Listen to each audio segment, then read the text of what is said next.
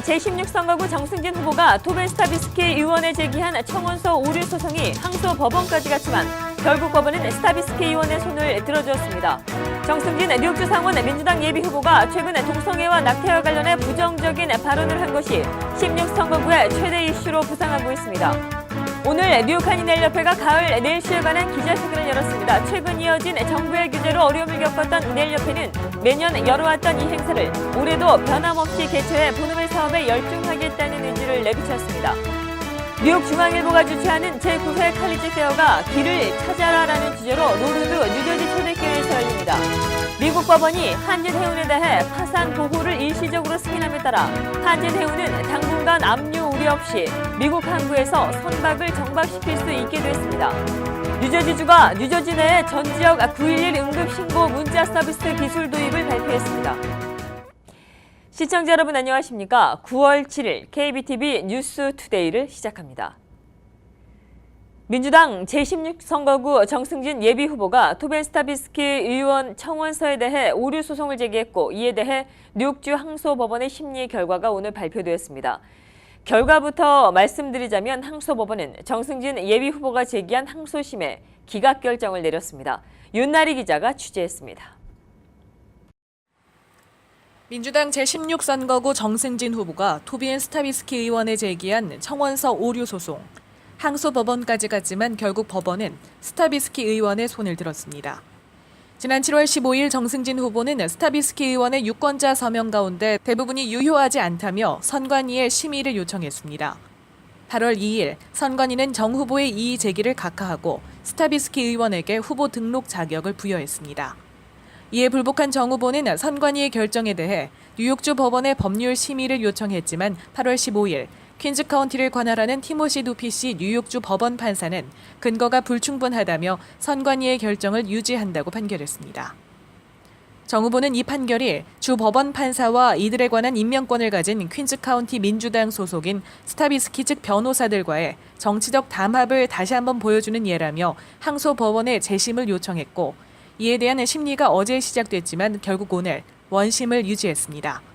이로써 스타비스키 의원은 후보 자격을 유지하게 됐습니다. 2심에서도 그 프로세스 자체가 적법하지 않았는데도 불구하고 일단 1심 재판 결과를 받아들이고 더 이상 1173개의 그 서명에 대해서는 추가 심리를 하지 않겠다라고 이렇게 결정을 내려버렸습니다. 근데 더 이상 리뷰를 할 수 있는 기회를 못 가진 거에 대해서 저도 굉장히 실망스럽고 안타깝게 생각합니다. 이제 제일 중요한 거는 이제 9월 13일 화요일 날 선거에 승리함으로써 또 이렇게 안타까워하시는 분들에게 조금이라도 제가 보답할 수 있는 그런 길이라고 생각하고 더욱 열심히 일하겠습니다. 이렇게 뉴욕주 항소법원이 청원서를 검토하지 않기로 결정함에 따라 민주당 제16선거구 예비선거는 더욱 치열해지게 됐습니다. 6일 앞으로 다가온 예비선거의 귀추가 주목됩니다. KBTV 윤나리입니다. 민주당 16선거구는 정승진 예비후보의 출마로 일찌감치 한인사회에 큰 관심을 받았습니다. 정 예비후보가 최근 동성애와 낙태와 관련해 부정적인 발언을 한 것이 뜨거운 감자로 떠오르면서 관련된 이슈가 16선거구의 최대 이슈로 부상하고 있습니다. 롱김 뉴욕주 하원 의원과 정승진 후보의 입장을 들어봤습니다. 윤나리 기자입니다. 정승진 후보는 8월 23일 스타비스키 의원과 함께한 후보 토론회에서 무분별한 낙태를 반대한다는 의견을 밝혔습니다. 이어 29일 데일리 뉴스는 정승진 후보가 지난 3월 참석했던 뉴욕 한인 교계 행사에서 뉴욕주 고등학교 교과서에 남자와 남자, 여자와 여자 등 동성애 부부의 그림을 첨부하는 법안이 통과되지 못하도록 앞장서겠다고 발언했다고 보도했습니다. 가장 뜨거운 사회적 이슈인 낙태와 동성애에 대해 정승진 후보가 부정적인 발언을 한 것이 알려지며 일부 단체들은 강력하게 반발하고 나섰습니다. 특히 동성애자로 알려진 다니엘 드롬 뉴욕시 의원은 이 같은 정승진 후보의 발언은 이 사회에 동성애자가 있다는 것을 아예 부인하는 발언이라며 비판했습니다. 이에 론킴 뉴욕주 하원 의원은 정승진 후보의 경쟁자인 스타비스키 의원을 공식 지지한다는 입장을 밝혔습니다. 정승진 후보가 3주 전부터 우리 민주당 파티에서 제일 우리가 소셜 이슈로 아주 중요하게 하는 이슈들을 완전히 반대로 말을 하기 시작했습니다. 그럼 우리 한인 커뮤니티, 동양 커뮤니티가 이 정도밖에 안 되냐, 그렇게까지 말도 나와가지고 우리 한인 커뮤니티는 그렇게 생각하는 게 아니고 더 많은 후보들이 더 클 수 있는 우리 커뮤니티다. 그런 메시지로 그 토비 스타비스키를 어저께 지지했습니다. 정승진 후보는 낙태와 동성애자에 대해 발언한 것이 여성이나 동성애자를 무시하는 것은 아니라며 그들의 인권은 보호받아야 하지만 동성 결혼을 반대하는 건 역시 종교의 자유라며 이를 반대하는 가치를 비난하는 건 역시 역차별이라고 말했습니다. 저는 동성 결혼에는 반대하지만 그렇다고 해서 앞으로 제가 뉴욕주 상원 의원이 되어서 동성 결혼을 찬성하시는 분들 그리고 이제 동성 연애를 하시는 그런 분들의 그 인권과 그분들을 보호하기 위한 그런 일에는 또 누구보다도 앞장설 것입니다. 앞으로 뉴욕주 상원 의원이 되어서 끊임없이 이 동성 결혼을 또 찬성하시는 분들과도 저는 대화를 해나갈 것이고요. 또 그분들의 인권을 보호하기 위한 일에도 누구보다 앞장을 설 것입니다. 한편 정승진 후보와 예비선거에서 맞붙는 토비 스타비스키 뉴욕주 상원의원은 이번 논란에 대해 공식 입장을 내놓지 않았습니다. KBTV 윤나리입니다. 오늘 뉴욕 한인내일협회가 가을 내일쇼에 관한 기자회견을 열었습니다. 최근 이어진 정부의 규제로 어려움을 겪었던 내일협회는 매년 열어왔던 이 행사를 올해도 변함없이 개최해 본업의 사업에 열중하겠다는 의지를 내비쳤습니다. 윤나리 기자입니다. 2016 가을 네일앤 스파쇼가 오는 10월 2일 오전 9시부터 오후 6시까지 대동연회장에서 열립니다. 최근 뉴욕주 정부의 환기구 설치 시행령으로 어려움을 겪고 있는 네일협회는 지금까지 어려운 환경과 극심한 경쟁 속에서도 한인 네일업계가 살아남은 것은 고객들에게 더 나은 제품과 서비스를 제공했기 때문이라며 이럴 때일수록 활기차게 본연의 사업에 집중하겠다고 밝혔습니다.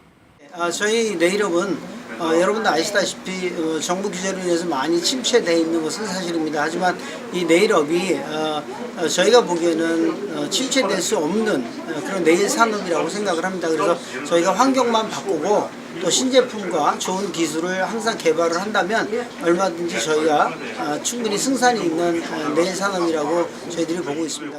네일협회 측은 또 이번 네일앤스파쇼에는 여러 업체들이 참가해 제품을 파격적으로 세일하며 스킨케어와 마사지, UV 젤 시스템 등에 대한 세미나도 개최하는 등 각종 행사들이 준비되어 있다고 말했습니다. 3층에서 저희가 12시부터 1시까지, 1시부터 2시까지, 2시부터 3시까지 세 세미나가 열리게 됩니다. 반영구 화장법, 페이셜, 그다음에 아이래쉬 그렇게 세 가지를 저희가 세미나를 열게 됩니다. 그래서 중간중간에 쇼핑을 하시다가 시간에 맞춰서 세미나에 올라오셔서 습득을 하시면 됩니다. 이번 네일앤스파쇼는 뉴욕 한인 네일협회 전화로 문의 가능하며 네일업종에 종사하는 회원뿐 아니라 일반인들도 입장할 수 있습니다. KBTV 윤나리입니다. 뉴욕 중앙일보가 주최하는 제9회 칼리지 페어가 길을 찾아라라는 주제로 로르드 뉴저지 초대교회에서 열립니다.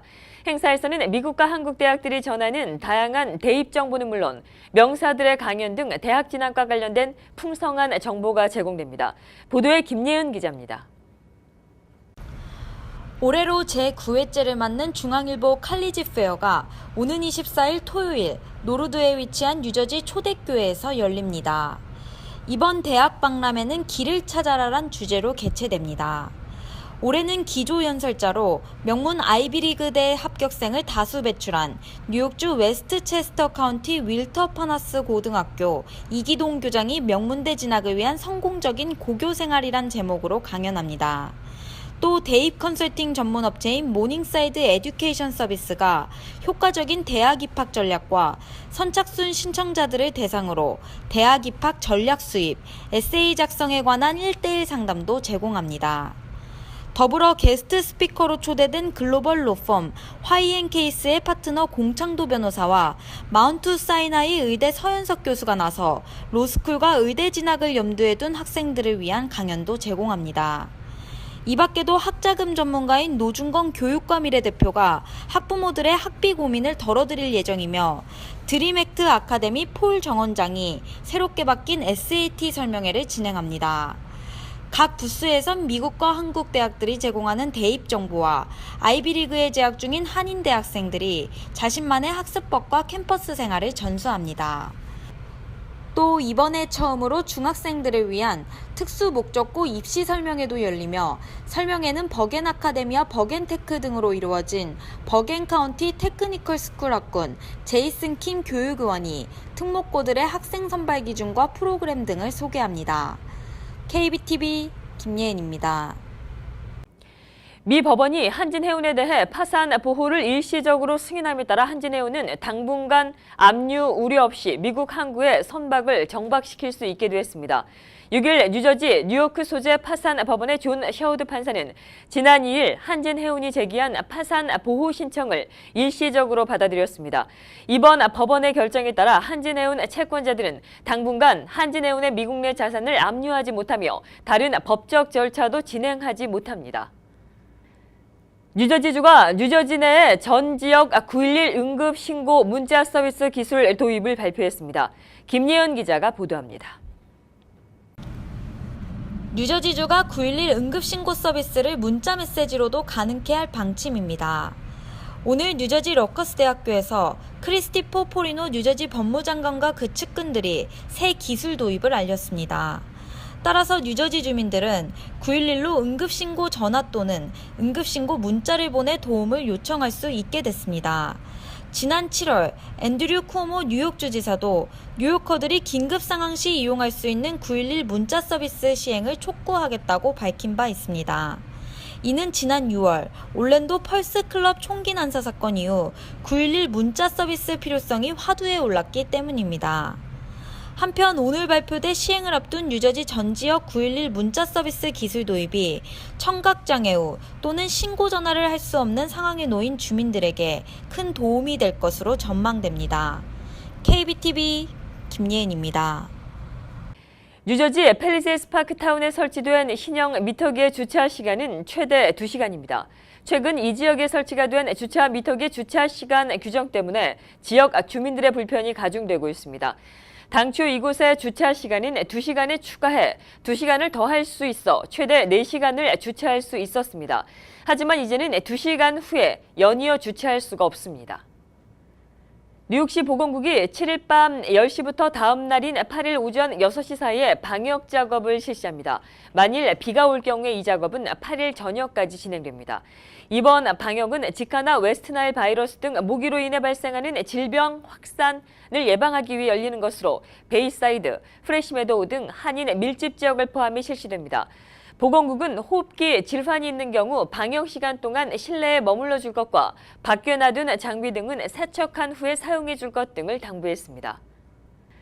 퀸즈 검찰청에 한인 권예나 씨가 검사로 임명됐습니다. 리처드 브라운 퀸즈 검찰청장은 권예나 씨 등 20명의 로스쿨 졸업생을 검사로 선발하고 임명했다고 밝혔습니다. 신임 검사는 앞으로 경찰서와 구치소 등 각 부서에 배치돼 관련 업무를 익히게 됩니다. 오늘 KBTV 뉴저지 본사에는 KBS 아메리카 사장인 유건식 사장이 방문했습니다. 유건식 사장과의 인터뷰 준비했습니다. 네, KBS 아메리카 유건식 지금 사장님 모셨는데요. 그 개국해서 처음으로 지금 방문을 하셨습니다. 네. 개국 기념 네. 그 축하 인사를 조금 부탁드리겠습니다. KBTV는 저희가 직접 동보지사를 운영을 하다가 KBTV와 제휴를 해서 KBS 월드 채널을 훨씬 더 효율적으로 운영도 하고 뉴욕과 뉴저지 지역의 그 동포 사회를 위해서 KBS가 훨씬 더 그 역할을 다 할 수 있도록 하려고 노력을 했습니다. 그래서 KBTV 개국과 동시에 이렇게 그 KBS 월드 채널이 훨씬 더 그 활성화될 것 같다는 느낌이 들었고요. 오늘 아침에 그 뉴스 프로그램을 봤는데요. 제 생각 이상으로 훨씬 더 안정적이고 좋은 방송이 진행되고 있다는 걸 제 눈으로 직접 목격을 했고요. 앞으로 시간이 지나면서 저희가 의도했던 바대로 훨씬 더 좋은 방송이 될 것이라고 생각을 합니다. 저희 KBTV 제휴사에 대한 어떤 그 바람 또 기대치가 좀 있으실 것 같으세요. 어떤 점이 있으신지. 네, 저희가 아까도 말씀드렸듯이 그 동부지사에서 그 뉴욕 지역에서 직접 운영을 많이 하려고 했는데요. LA에서 운영을 하다 보니까 실질적인 한계가 분명히 있었고요. 그래서 제 생각에는 KBS와 KBTV가 제휴를 해서 네. 서로 그 방송을 더 활성화시키고 그러다 보면 윈윈이 될 거라고 생각이 됩니다.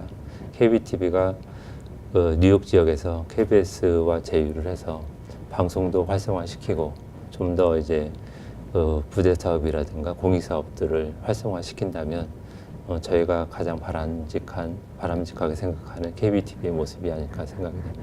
네. 혹시 그 계획하고 계신 어떤 향후의 계획 좀 있으실까요? 부대 사업이나.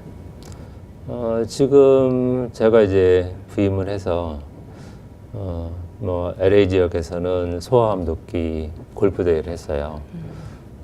기존의 골프대회가 수익 사업으로 해서 진행을 했었는데 저희는 완전히 기부 목적으로 골프대회를 진행을 하면서 LA 지역에 있는 골프대회 문화를 완전히 바꿨습니다. 저희가 한 이후에 모든 그 골프대회들이 자선 사업 위주로 골프대회가 진행이 됐고요. 그런 예를 든다고 하면 KBTV도 그 KBS와 동일한 공익적인 목적을 많이 시행을 하다 보면 KBTV의 위상이 더 높아지고 한인들이라든가 이 주류 사회에서 KBTV를 훨씬 더 많이 찾게 되고 KBTV의 영향력이 증가가 될 것이라고 생각을 합니다. 네네. 그 지금 미디어가 지금 여러 가지 지금 어떤 변화가 있지 않습니까? 예, 그 부분에 대한 어떤 방안이나 또 세대 교체도 조금 이루어지고 있는데요. 그 부분에 대한 어떤 뭐 방안이나 대책 같은 건 혹시 있으신지? 네.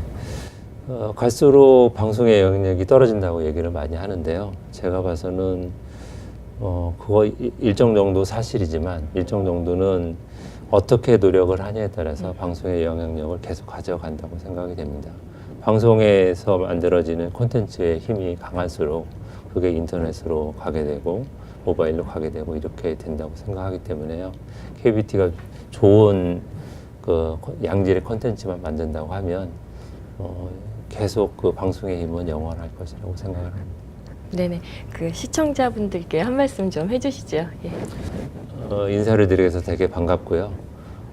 제가 봐서는 KBTV 뉴욕 지역에서 가장 좋은 한인 방송사로 우뚝 설 것이라고 생각합니다. KBTV 많이 봐주시고요. KBS 프로그램 많이 봐주시기 부탁드립니다. 감사합니다. 네, 오늘 자리 감사합니다. 네.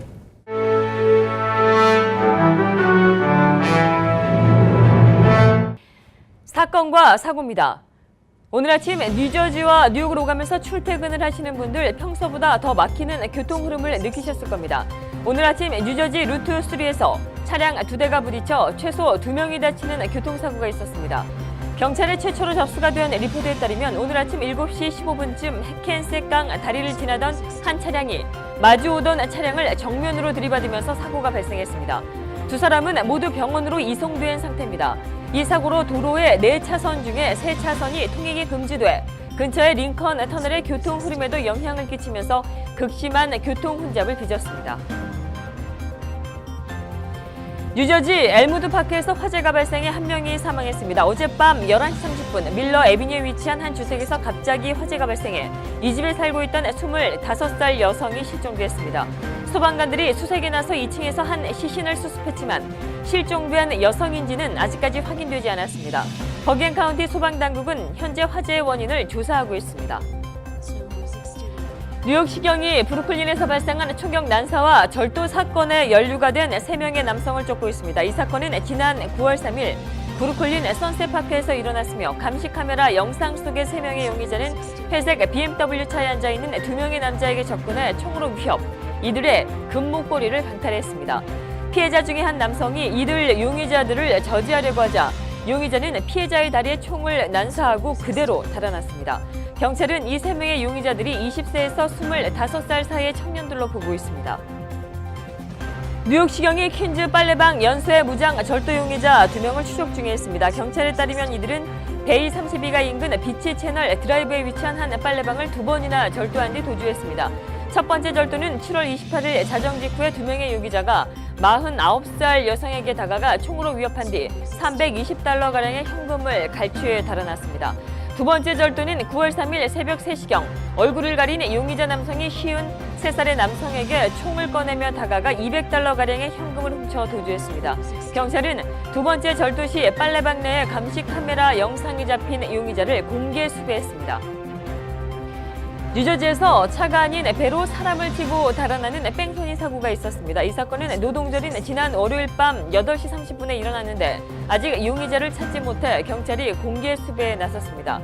지난 월요일 웨스트 밀포드에 위치한 그린우드 레이크에서 스키보트가 18F세 보트를 들이받아 보트 운전자와 이 보트에 타고 있던 승객 2명이 머리 등에 중상을 입었습니다.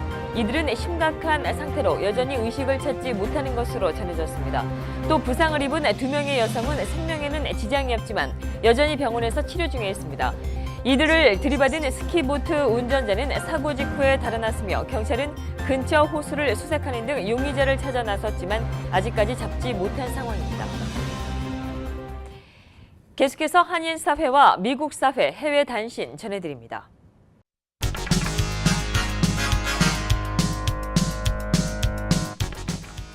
유엔 안전보장이사회가 6일 북한의 탄도미사일 발사를 규탄하는 언론 성명을 채택했습니다.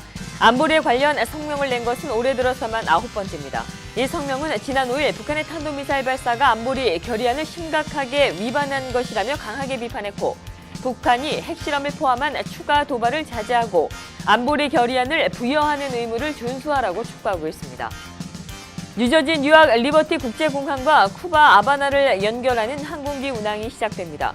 연방교통국은 오는 11월 추수감사절 연휴인 29일부터 이들 두 곳의 직항 노선을 띄운다고 밝혔습니다. 뉴욕 JFK 공항에서 쿠바 아바나 직항은 이번 가을부터 시행될 전망입니다. 항엘러지 응급치료제인 에피펜 폭리 논란에 뉴욕주 검찰이 수사에 나섰습니다. 주 검찰은 이학의 제조사인 밀란에 대해 독점 금지법 위반 관련 수사에 착수했다고 밝혔습니다. 최근 밀란은 10년 전에 약 $100에 판매되던 에피펜을 미국 내 독점 판매권을 확보한 뒤 현재 약 6배인 $600까지 가격을 올려 폭리 논란에 휩싸였습니다. 뉴밀레니엄 은행이 민족의 대명절인 추석을 맞아 무제한 송금 서비스를 실시합니다. 밀레니엄 은행은 해당 서비스를 오는 14일까지 진행합니다.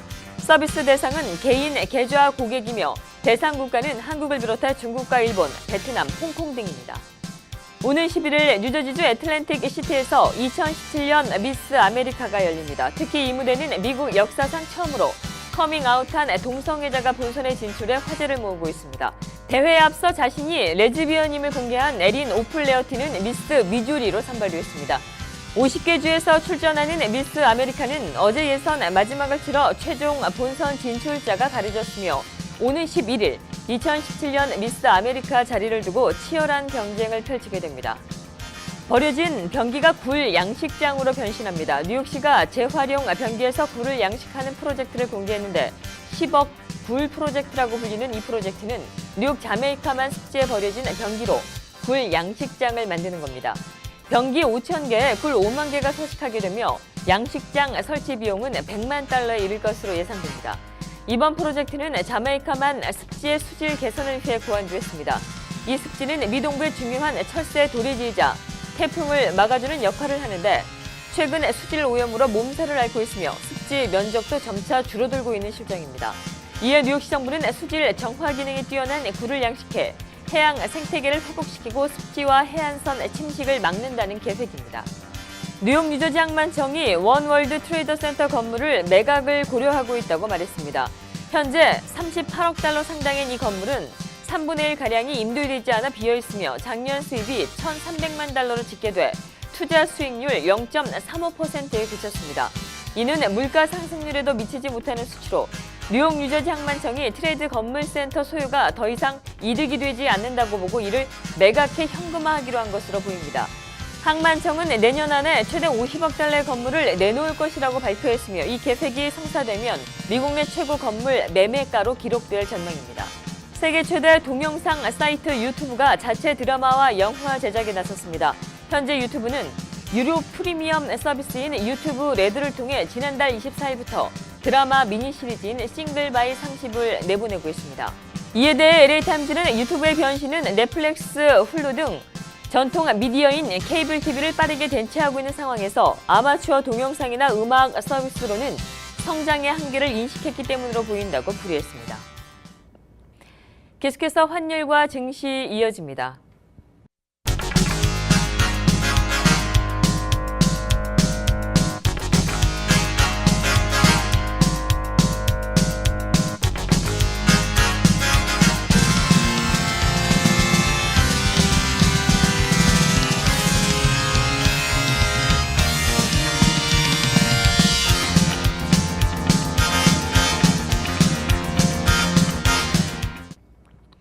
뉴욕과 뉴저지 지역의 날씨 알아봅니다.